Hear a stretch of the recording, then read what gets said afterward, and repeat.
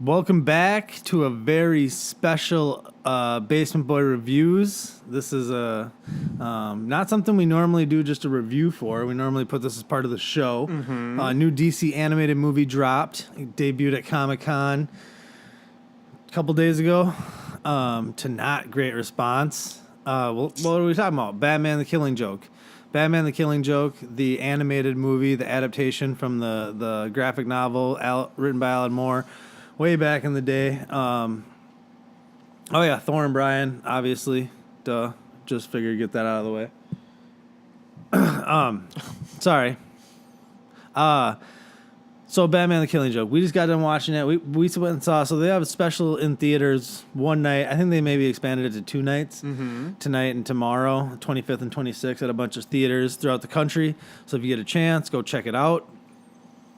Well, maybe go check it out. You guess you can watch this review and then at the end decide if you want to go watch it or not. Spoilers, by the way, there will be spoilers. But since this is a graphic novel that's been written, I don't feel like we're really spoiling anything technically because, you know what I mean? Because most people understand the gist, if not the whole story. And the story's been written. So Batman the Killing Joke is the story. It's kind of Joker's origin story. And it's the story of him paralyzing Barbara Gordon, Batgirl. That's pretty much the gist of the story. Now, this is a very short graphic novel, so they needed to write some story to expand it, to make it about an hour and a half. They probably could have done the whole thing in like 45 minutes, but they wanted to add on to it. They had to add on to it. They had to add on to it for logistical purposes, so they did. And I'm going to start it off. That's where my main problem with this lies, is the additions. I feel from when The Killing Joke on was good. It wasn't great. It wasn't horrible. It was good. But that first 25, 35 minutes really, really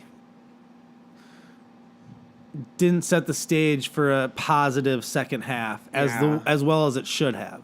I didn't like how they portray Barbara Gordon in this. I think they over-sexualized her. Oh, for sure. They made her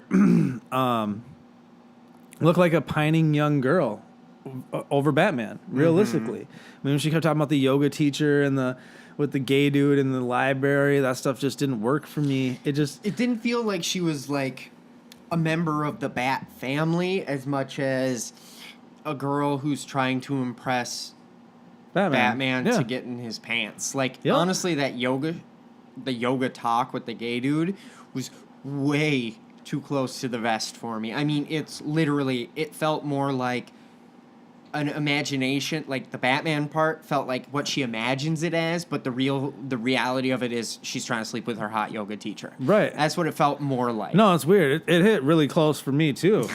How y'all doing? What was I gonna say? So that stuff just didn't work. It just didn't work. And then cat's out of the bag on this one. The sex scene. God, why? If you read the comic books, I've always looked at Batman as having more of a fatherly figure role over Batgirl, Dick Grayson, because they were around the same age. Right. They had, hookups and stuff like that throughout the comics. So I understood that. You could have wrote Nightwing in this thing. Easy. Super easy.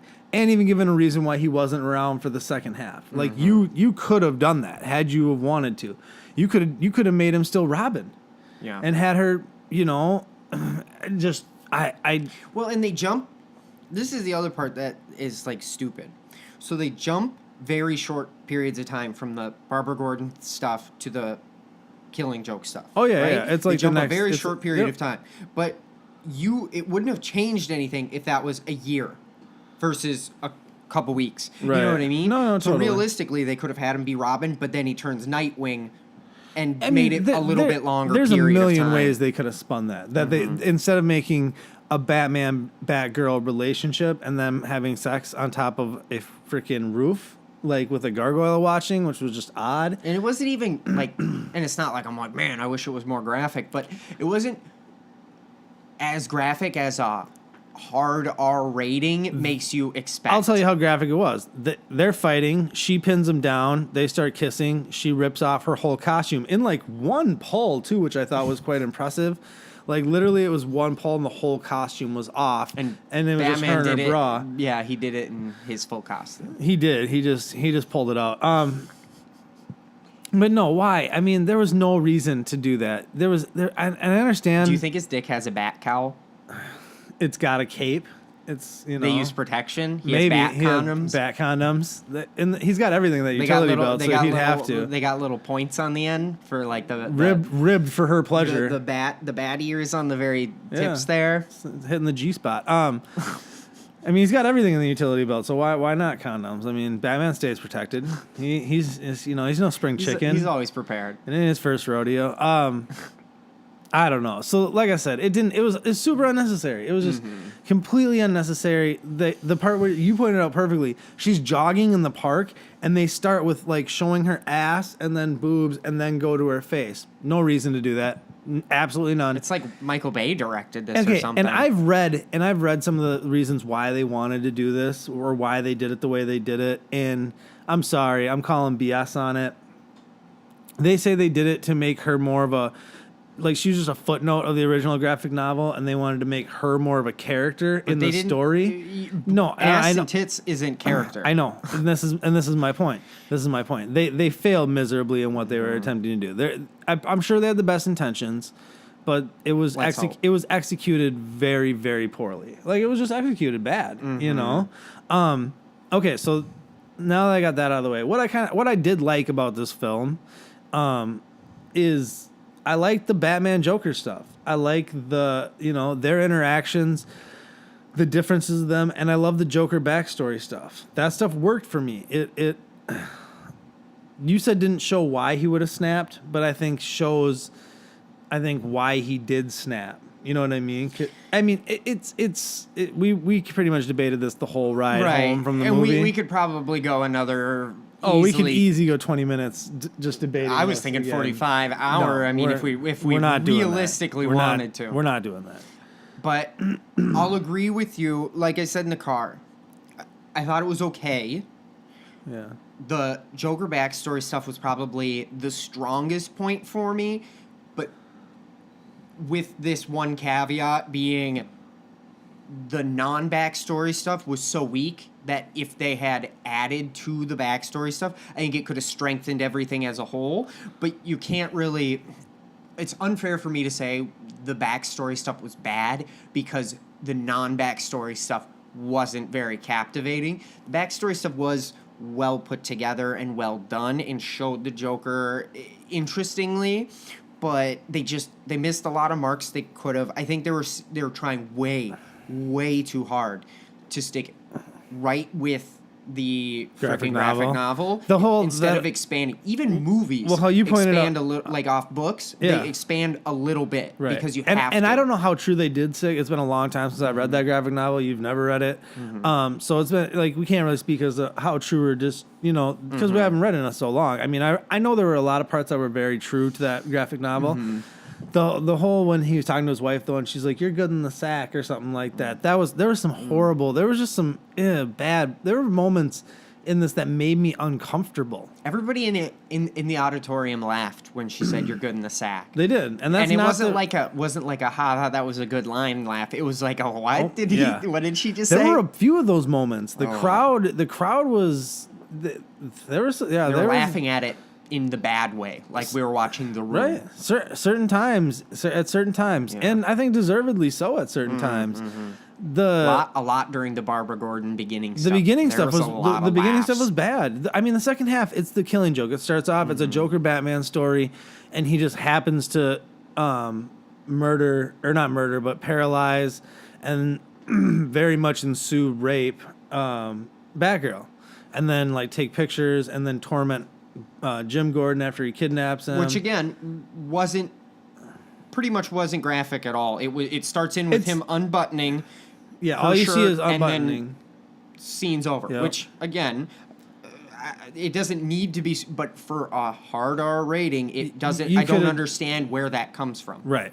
I've Right. seen Law and Order episodes as graphic as this. Right, and then So it's also just weird. the hooker stuff with Batman. Yeah. that was really weird. I don't know if that's in the graphic novel or not, but there were these hookers talking about how that Joker, every time Joker gets out, he comes and takes one of them to Pound Town, and that's like the first thing he does. Yeah. When that's the last thing I ever think that's on Joker's mind. But even like you pointed out beautifully, that episode of Batman the Animated Series where Harley's like throwing herself at Joker the whole episode, and he just doesn't give a shit because he's so consumed with his insanity. Exactly. And if he was to get a hooker, like he'd just treat her well enough to like get return customers. He wouldn't torture her and like do something horrible to her. I mean, we're talking Joker here. So for me, that didn't work. Well, and either. he never strikes me as a guy who pays for things and then, like, I just don't picture him walking into a Starbucks handing money. There's no even deal with him. Like the guy in the beginning, they even show, instead of buying a property, which he even says money's not an object, and he just kills the guy to get it. And it's like, but he pays for sex and doesn't kill the hookers. Like, again, no, he there's picks no his way. favorite ones. He's like, he likes his ladies, so he doesn't do. Like, even No. Harley, who's his girlfriend wife, you see him beat her up all the time. But the hookers he's cool with, like that, Yeah. just doesn't. They seem more expendable.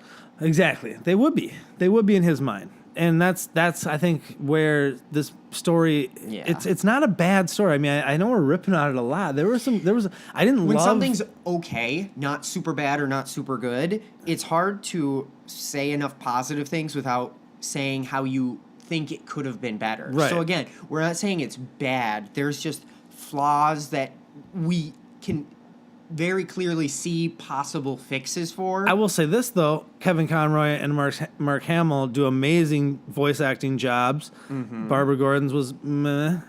I don't think she was bad. No one Not was so bad. It wasn't like No. some of those. Damian Wayne Yeah. ones, like that's what I was No. gonna say. The dialogue's been better. Oh, yeah. certain things that I've wanted to see looked were better. pretty good. It looked good. I didn't love the Batman design, but they went for an older design, which I got.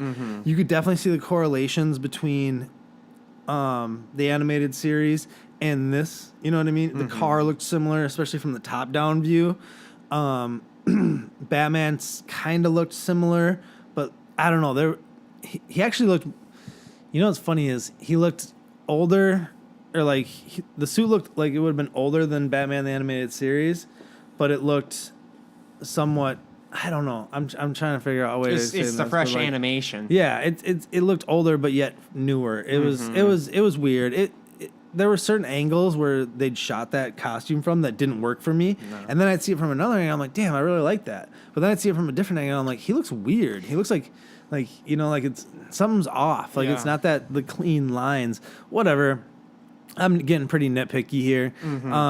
Either way, bottom line, check it out. I mean, I think it's definitely DVD worthy at minimum. Yeah, I mean, if you love Batman shit, because the afterwards they do the Music of Madness thing. we didn't stay for that. And but the beginning part, I was sorry. I want to touch on that. The beginning part, the first maybe 5 minutes is all about Mark Hamill, and pretty much starts with him being Luke Skywalker, and then running you through his whole Joker career, and him just kind of waxing nostalgic on being Joker and all the other Jokers, and it's a beautifully put together piece. Very well done. Definitely got me excited for the movie. For sure. And then that first 20 minutes killed all that excitement. And then you can't open with Hamill being like, I just love playing the Joker, and then you jump into that. But because you don't even see Joker for the first 30 minutes. Yeah, it's just even he couldn't have fixed that first 30 minutes. It's literally Batman, and it's pretty much just Batgirl. There isn't even a ton of Batman. Yeah, that's what I was going to say. It's pretty much just a Batgirl, and then you eventually get more Batman, and then it becomes Batman Joker, and then it's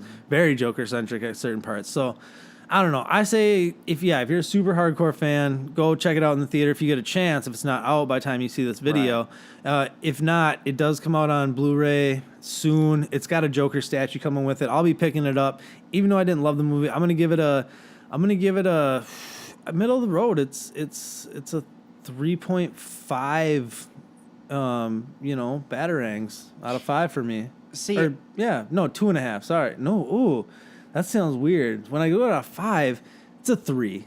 If it's 3 out of 5. 3 out of 5 batarangs. I would say it's above average, but like I have definitely a list of better Right. Batman animated movies. And I also have a list of worse ones, you know. It's not as bad as I thought it was going to be. For sure. Especially after reading what I read. Yeah.